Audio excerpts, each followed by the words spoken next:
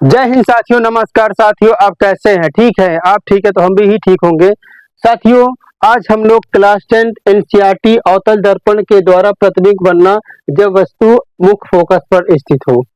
जब वस्तु बच्चों मुख्य फोकस पर स्थित हो तो अवतल दर्पण में कैसे बनेगा, आज इसका अध्ययन करेंगे। देखिए, आइए शुरुआत करते हैं।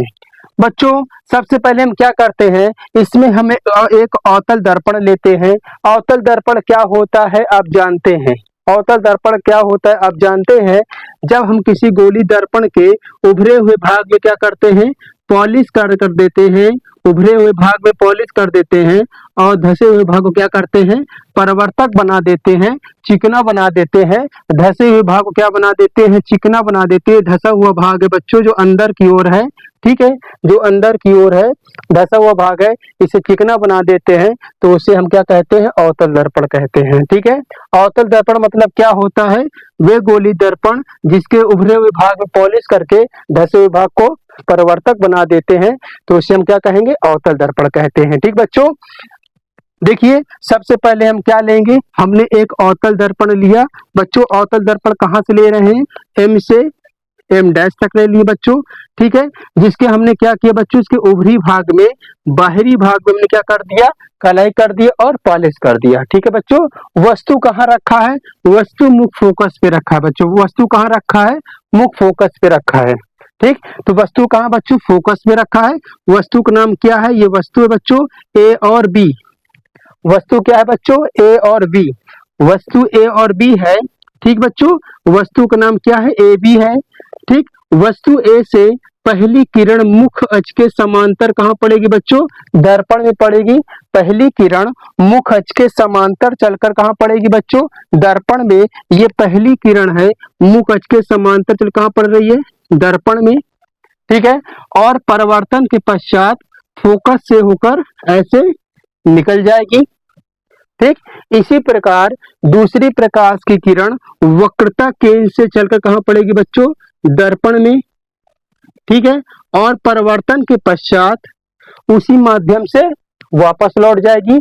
ये किरणें एक दूसरे को अनंत पर काटेंगी, जहां इसका प्रतिबिंब वास्तविक उल्टा और वस्तु से बड़ा प्राप्त होगा बच्चों। ठीक है, कैसे लिखेंगे, आइए देखते हैं। लिखेंगे, मानव वस्तु ए बी है जो फोकस पर स्थित है। मानव वस्तु ए बी है जो फोकस पर स्थित है। वस्तु ए से चलने वाली पहली प्रकाश की किरण, वस्तु ए से चलने वाली पहली प्रकाश की किरण मुख्य अक्ष के समांतर चलकर, मुख्य अक्ष के समांतर चलकर दर्पण पर पड़ती है और परावर्तन के पश्चात फोकस से निकल जाती है। ठीक है बच्चों, इसी प्रकार दूसरी प्रकाश की किरण वक्रता केंद्र से चलकर दर्पण पर पड़ती है। इसी प्रकार दूसरी प्रकाश की किरण वक्रता केंद्र से चलकर दर्पण पड़ती है और परावर्तन के पश्चात उसी माध्यम से वापस लौट जाती है। ये किरणें एक दूसरे को अनंत पर काटती हैं, जहां इसका प्रतिबिंब वास्तविक उल्टा और वस्तु के बराबर प्राप्त होता है। ठीक बच्चों, आई नोट करते परिभाषा। देखिए परिभाषा क्या होगी, मानव वस्तु ए बी है जो फोकस पर स्थित है। वस्तु ए से चलने वाली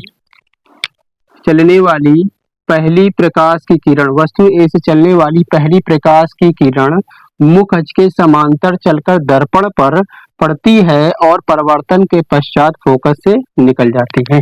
ठीक बच्चों, मुख्य अक्ष के समांतर जा रही है और परावर्तन के पश्चात फोकस से निकल जाती है। इसी प्रकार दूसरी प्रकाश की किरण वक्रता केंद्र से चलकर दर्पण पर पड़ती है और परावर्तन के पश्चात उसी माध्यम से वापस लौट जाती है।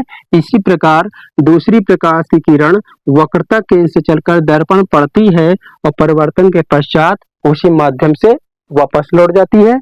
ये किरणें एक दूसरे को अनंत पर काटती हैं,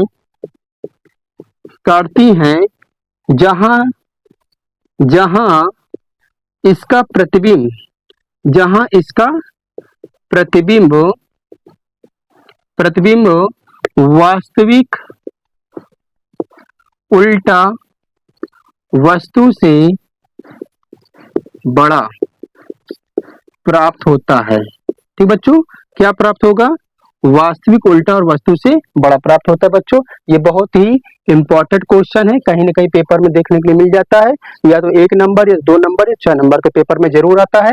जब 1 नंबर का आएगा तो बच्चों खाली इतना पूछेगा, जब वस्तु मुख फोकस पर स्थित हो तो अवतल दर्पण में कैसा प्रतिबिंब बनेगा?